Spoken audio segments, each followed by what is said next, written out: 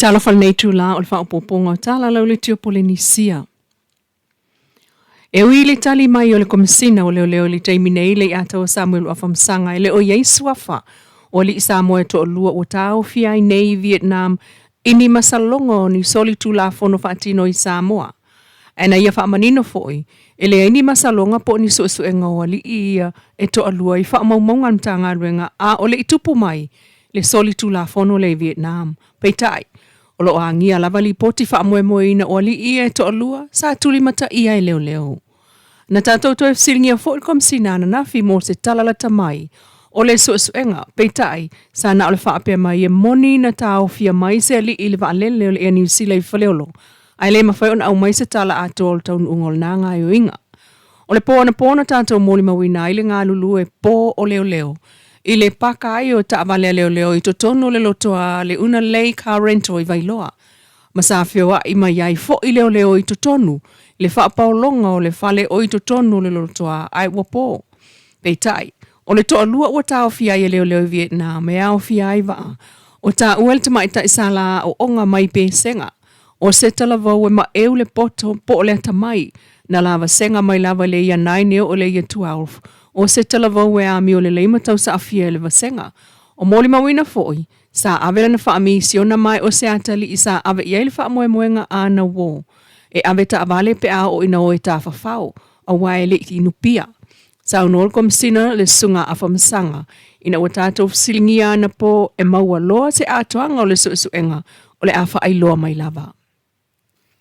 Tala tuli loa wa matai nei le ngāruenga o le aonga ai o le apitanga mo le Pacific a se Samoa, polana shelters o Samoa i lona whanua i vaitele.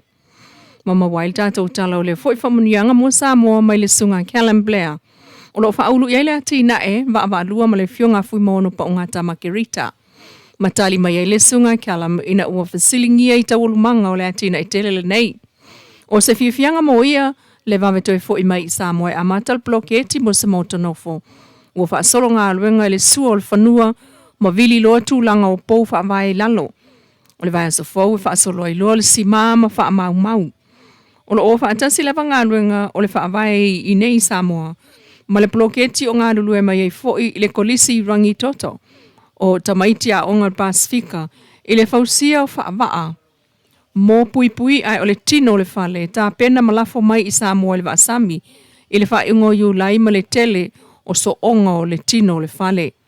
Ma whaftai ai e Mr. Callum le whapaanga ma le Educational Pathway, ai o le tima fui mona malana Pacifica si Samoa, i le so tanga ma le Rangi Toto College, wa mawaile nei fui whaamanianga o whana o le tino.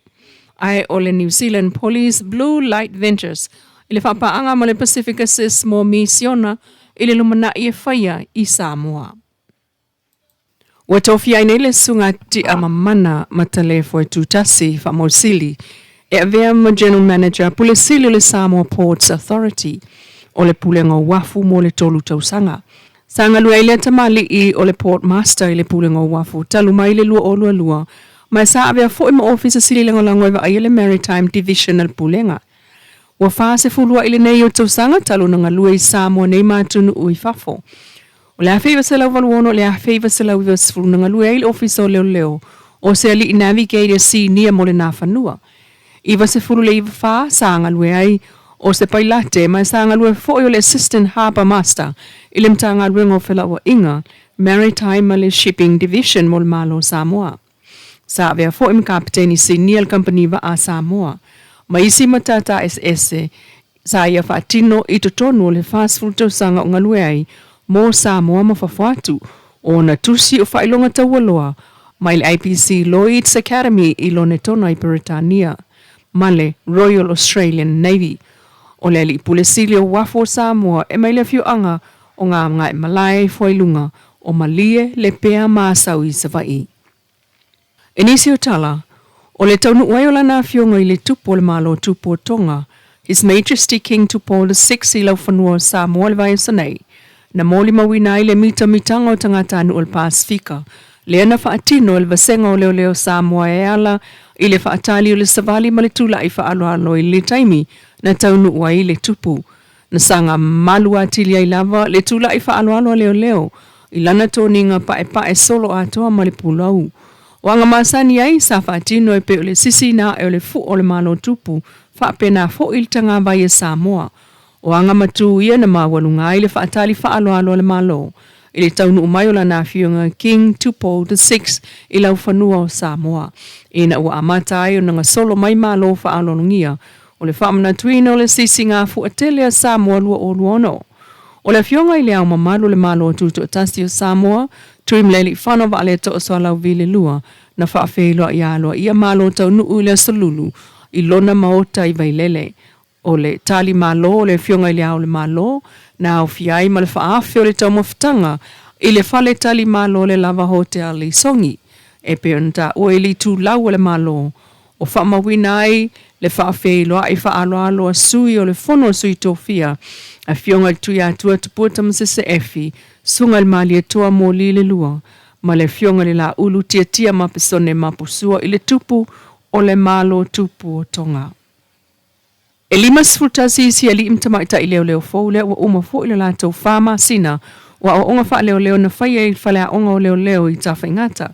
O le a onga wha leo e a o fia il te pena o le vaenga fau, mō mana onga mō o mio a sonei i le ngā luenga.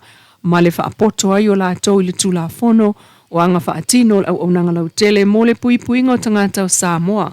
Mai le i tūla o le mtanga luenga o leo o atangi ai le mitanga i le lango a inga, ma e pe le i le whaamoe o le whaauunga o leo fau. O se whaamalo si au fo i le nā i alo mo whanau o le angalu e tiu te wha leo ai o le tunuu ua o se a inga lava e tasi. Sauno ai le fionga le pāle mia o le minister mta ngalu e ngala au le mali e tō plata i vau le wate plata i vau Forsi Schmidt. E whaamalo si au ma avelo la tō whaatuatuanga i le atua e whaatau tai ai ma abatu foi i le au whaau. Lana whaamanuianga i le whaatinonga o le ngalu e ngai le na o le whaamalo si o le tula fono ai o le anganga o le au nanga mo le puipuia o le tāua o anga matua Samoa. Talalata mai kirikiti Samoa lo malo sili ai tama o le valele whale apuna. I pool umaeono lea na mawalunga foi. I le pool afi talunga kirikiti o le sisinga fu alu olu ono o whanga solo ai nei. Tamil sanga mua man malo tama o le valele o whale apuna i le lautina lau le leo sa le lolonga. Manu malo le po anifo sa whaato o le whanga. Manu malo le lupe siliva o sa papali. Manu malo le afaluko solo. Manu malo le fetua o pi o ti avea. Manu malo le pili o ua i matau tu whalalili. Ai, ifta longa tamai, ta i olo manu malo ai li teiminei le awa teine le vaalele, mai le la tau pool, mai ua se atuai i ta longa le semi-finals. Talana, ole nei tu la mai lau le tio polenisi.